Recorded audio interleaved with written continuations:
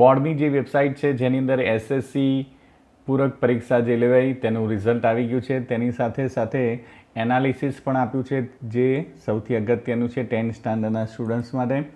બોર્ડની વેબસાઇટ પર જવાનું, ત્યાર પછી તેની પર ક્લિક કરતાં તમને અહીંયા આગળ કી હાઇલાઇટ્સ જોવા મળશે. ન્યૂઝ હાઇલાઇટ્સ, એની અંદર સ્ટાન્ડર્ડ 10 જૂન જુલાઈ એક્ઝામ રિઝલ્ટ હાઇલાઇટ્સ, એટલે કે એના રિલેટેડ ઇન્ફોર્મેશન આપેલી છે તે આપણે જોઈએ.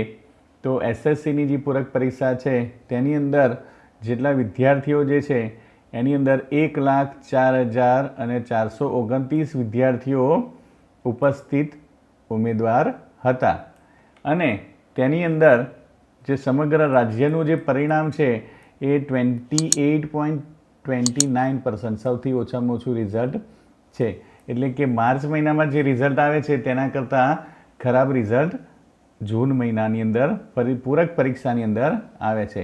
એટલે સૌથી નબળું રિઝલ્ટ 10th સ્ટાન્ડર્ડનું આવેલું છે કે જેની અંદર માધ્યમિક પ્રમાણપત્ર મેળવનારા વિદ્યાર્થીઓ કેટલા છે? ફક્ત ને ફક્ત 29,542.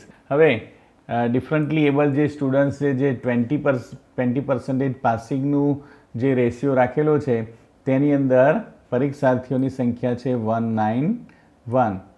ઓકે, અને જાતિવાર અહીંયા આગળ જોઈએ એનું પરિણામ તો એસએસસીની અંદર કુમાર જે છે એની અંદર નોંધાયેલા હતા 75,228, એમાં ઉપસ્થિત હતા 65,000 અને એમાંથી પરિણામની ટકાવારી જે છે એ 25.27% છે. જ્યારે કન્યા જે છે એમાં ઉપસ્થિત હતા 38,692 અને તેની અંદરથી 32.56% રિઝલ્ટ આવેલું છે. એટલે ઓવરઓલ એનું રિઝલ્ટ જોઈએ તો પરિણામની ટકાવારી થઈ 28.29.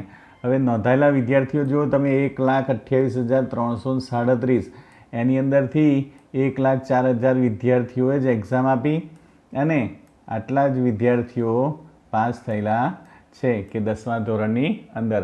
એવી રીતે સંસ્કૃતમાં પ્રથમાની એક્ઝામ જે આપી છે જે વિદ્યાર્થીઓએ તેની અંદર ઉપસ્થિત વિદ્યાર્થીઓ હતા 46, એમાંથી પ્રમાણપત્ર મેળવનાર વિદ્યાર્થી છે 35, એટલે કે 76.09% એનું રિઝલ્ટ આવ્યું છે. પણ આ સૌથી નબળું રિઝલ્ટ આવ્યું હોય તો 10મા ધોરણનું જે જૂન જુલાઈની અંદર વિદ્યાર્થીઓ એક્ઝામ આપે છે તેમાં લગભગ વિદ્યાર્થીઓ પાસ થતા નથી.